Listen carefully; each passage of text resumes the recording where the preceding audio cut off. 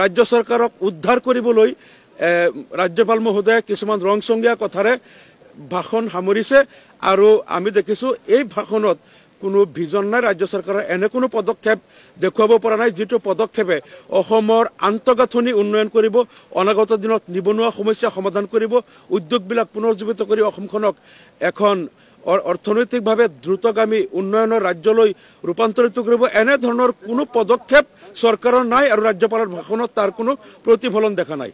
কিন্তু আমি এটা কথাৰ কাৰণে ৰাজ্যপালৰ ভাষণত আমি ইয়াত প্ৰতিবাদ কৰা নাই, যিহেতু এইটো আমাক কেইদিনমান আগতে অল পাৰ্টি মিটিং কৰি অসম চৰকাৰে আমাক এটা অনুৰোধ জনাইছিল যে প্ৰথমবাৰলৈ অসম বিধানসভাৰ অধিৱেশন গুৱাহাটীৰ বাহিৰত BTAD এলেকাত কোকৰাঝাৰত অনুষ্ঠিত হৈ আছে আৰু তেতিয়া ৰাজ্য চৰকাৰে আমাক বিৰোধী দলক এটা অনুৰোধ জনাইছিল যে আপোনালোকে যদি ৰাজ্যপালৰ ভাষণত কথাই কথাই প্ৰতিবাদ কৰে আৰু যদি প্ৰতিবাদ কৰাৰ ফলত যদি ভাষণ বন্ধ কৰিব লগা হয়, আধাতে ৰাজ্যপালে ভাষণ এৰিব লগা হয়, তেনেহ'লে BTADৰ মানুহে হয়তো ভাবিব যে আমাৰ ইয়াত আজি অসম বিধানসভাৰ অধিৱেশন প্ৰথম দিন হ'ল আৰু ইয়াতে ৰাজ্যপালৰ ভাষণটোৱে দিব নোৱাৰিলে, বিৰোধীয়ে হুলস্থুল কৰি বন্ধ কৰি দিলে।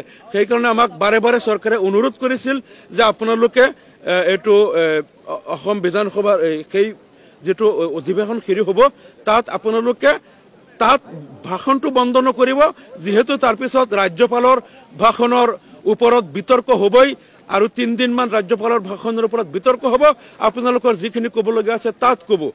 তাৰপিছত আমি তেখেতসকলে বাৰে বাৰে কৈছিলে যে BTAD এলেকাত মানে এইটো যেহেতু হৈ আছে প্ৰথমবাৰ, গতিকে ইয়াত আমি এটা পৰম্পৰা কৰিব লাগে যে ৰাজ্যপালৰ ভাষণত বিতৰ্ক হোৱা নাই।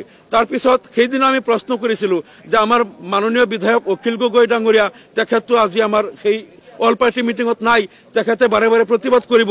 তেতিয়া মন্ত্ৰী পীযুষ হাজৰিকা আৰু কেইবাজনে কৈছিল যে সেইটো আপোনালোকে চিন্তা নকৰিব, অখিল গগৈ ডাঙৰীয়াক কেনেকৈ ঠাণ্ডা ৰাখিব লাগে, তেওঁ আমাৰ মানুহ, আমি তেওঁক ঠাণ্ডা ৰাখিম, কৈছে তেওঁ প্ৰতিবাদ নকৰিব ভাষণ।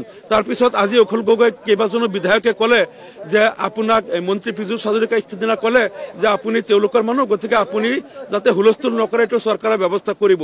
তেওঁ কৈছে না আজি তেনেহ'লে মই অলপ হ'লেও প্ৰতিবাদ কৰিম, নহ'লে আকৌ অসমৰ মানুহে ভাবিব সেইটো সঁচা, সেই কথাটো তল পেলাব লাগিব। সেইকাৰণে তেখেতেও 2-3 বাৰ আজি উঠিলে, আমি দেখিলোঁ।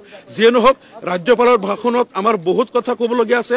অসমৰ যিটো প্ৰকৃত অৰ্থনৈতিক চিত্ৰ, উন্নয়নৰ যিটো ফুপুলা চিত্ৰ, সেই কথাবিলাক কিন্তু ৰাজ্যপালৰ ভাষণত দুখ লগাকৈ প্ৰতিফলিত হৈছে আৰু সেই কথাবিলাক আমি অনাগত 3 দিনত যেতিয়া দিছপুৰত এই ৰাজ্যপালৰ ভাষণৰ ওপৰত বিতৰ্ক হ'ব, তাত কিন্তু আমি সেই কথাবিলাক আমি দফাই দফাই প্ৰত্যেকটো কথা তাত আমি আঙুলিয়াই দিম আৰু ৰাজ্য চৰকাৰৰ ব্যৰ্থতা ঢাকিবলৈ ৰাজ্যপাল মহোদয়ে ৰাজ্য চৰকাৰক উদ্ধাৰ কৰিবলৈ যিটো তেখেতে পৰিকল্পিতভাৱে ভাষণ প্ৰস্তুত কৰিছে, সেই কথাবিলাক আমি কিন্তু তাত উদঙাই দিম।